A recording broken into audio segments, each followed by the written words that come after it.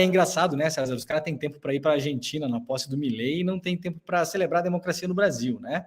É bem emblemático. Agora, duas coisas importantes. Primeiro, eu acho muito bom que o governo tenha feito isso. Poderia ser uma data que passaria em branco, né? Mas é importante fazer um ato pela democracia.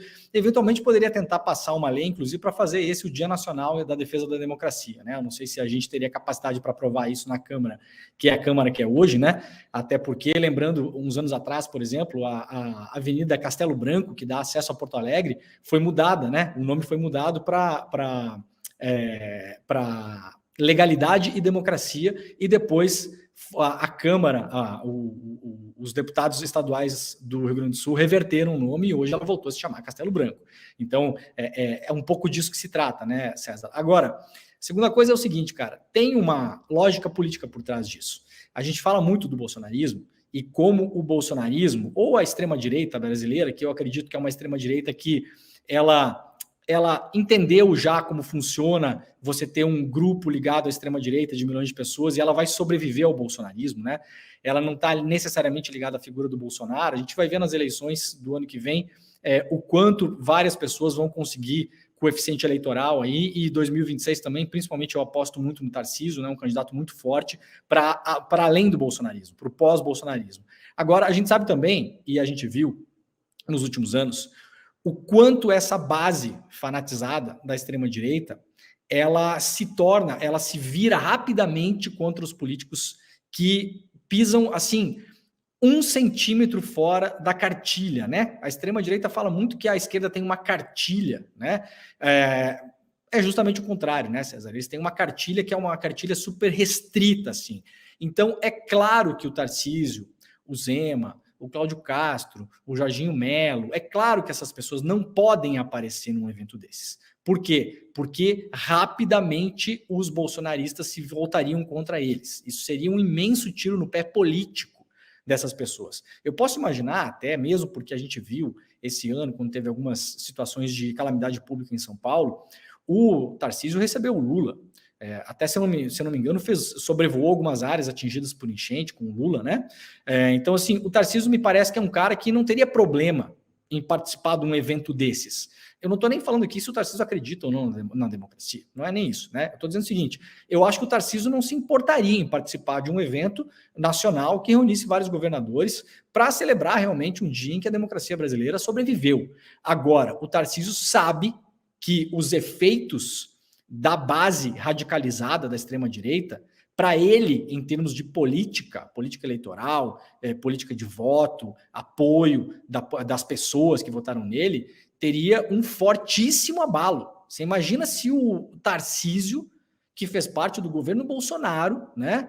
Você imagina se o Jorginho Melo, que era da tropa de choque do bolsonarismo, a gente viu na CPI da Covid, que conseguiu se eleger governador de Santa Catarina, que se elegeu, inclusive, numa vaga que era a vaga do Moisés, que era o ex-governador de Santa Catarina, lembrando que era um bombeiro militar totalmente desconhecido em Santa Catarina, registrou a sua chapa um dia antes do fim do prazo para registro de chapa e foi eleito em 2018 muito por conta da onda bolsonarista. Vocês imaginam se essas pessoas aparecem num evento em Brasília, do lado do Lula, porque para milhões de pessoas no Brasil ainda, o 8 de janeiro foi uma tentativa de revolução frustrada, né? Essas pessoas veem aquilo como era a última chance que eles tinham de fazer uma revolução, que eles chamam, né? Que na verdade desembocaria em um golpe militar. O objetivo era claro, evitar que o Lula assumisse. Vamos lembrar que isso aí já a gente está falando de janeiro já, né? Então era evitar que o Lula pudesse governar, manter o Bolsonaro no poder. É claro que o Tarcísio não pode participar de um evento desses.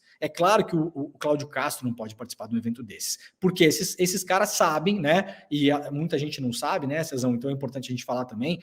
Os partidos e os governos, eles fazem um acompanhamento de pesquisa muito mais próximo do que a gente vê o Datafolha fazer, o antigo Ibope fazer. Eles, assim, esses partidos, eles têm o que eles chamam de tracking, né?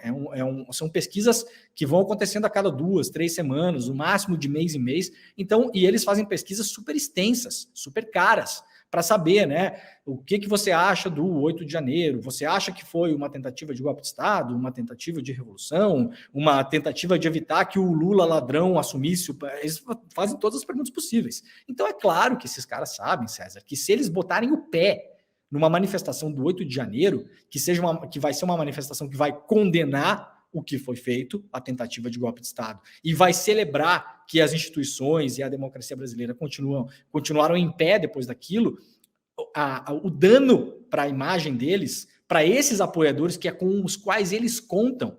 A gente não pode esquecer, mesmo que o Tarcísio, por exemplo, se mostre um cara mais moderado que o Bolsonaro, como eu falei, o Tarcísio foi dar a volta de helicóptero com o Lula durante a enchente de São Paulo. Não tinha problema, não teve problema nenhum em aparecer do lado do Lula, né? Mesmo que ele se pinte como mais moderado, ele sabe que no frigir dos ovos, quando tiver uma eleição, quem vai para a urna votar no Tarcísio, para além das pessoas que são os mais indecisos e até mais moderados, a classe média, que é a espécie de swing voter, né, que tem uma eleição que vota na Dilma e na outra vota no Bolsonaro, né, tudo bem, tem essa grande meiuca, né, de eleitores, mas o Tarcísio sabe que o grosso da votação que ele fez em São Paulo e o grosso da votação que ele espera fazer na carreira política dele daqui para frente vai ser o tiozão golpista, vai ser o tiozão que comprou arma para matar comunista, vai ser a tiazona lá que celebrou quando o cara entrou numa festa de aniversário em Foz do Iguaçu e matou o aniversariante porque o cara estava usando camisa do Lula. O Tarcísio sabe que ele vai receber esses votos e ele não pode abrir mão desses votos.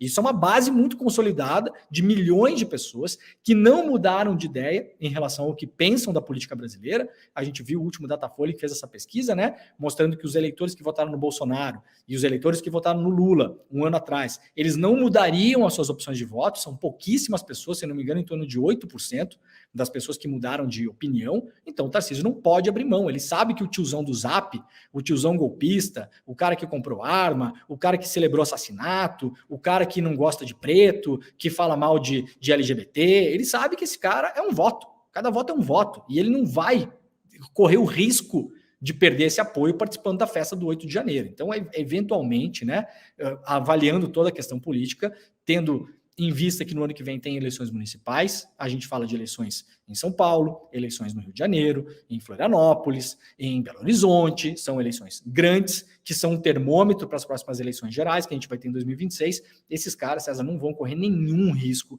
nenhum milímetro. Pelo contrário, ao dizer que não vão, né, veja, eles não disseram claramente que não vão, porque se fosse o Bolsonaro ia falar, não vou porque é um absurdo, porque o 8 de janeiro era aquilo lá mesmo que tinha que acontecer e pronto, né? E não tem democracia nenhuma e não é nada disso.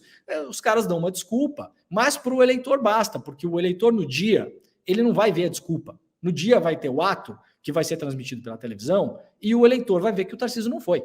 Né? E aí a máquina das fake news também vai correr solta e vai dizer, Tarcísio não foi porque o 8 de janeiro foi uma data heróica, né?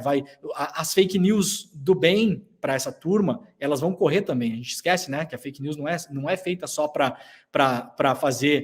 produzir informação deletéria contra adversários políticos. Não, ela também é produzida muitas vezes com falas falsas dos próprios candidatos de coisas que eles jamais disseram. Então você pode ter certeza que vai rolar no Zap, no 8 de janeiro, falas que o Tarcísio não fez, falas que o Zema não fez, falas que o Cláudio Castro não fez, né, dizendo, não, eu não vou porque o 8 de janeiro é uma data heróica, diz Tarcísio. Não disse, não vai dizer isso, né? O Tarcísio não vai dizer isso, mas isso vai servir para ele também para manter essa base unida. Então, me parece evidente que essas figuras não vão aparecer em janeiro em Brasília.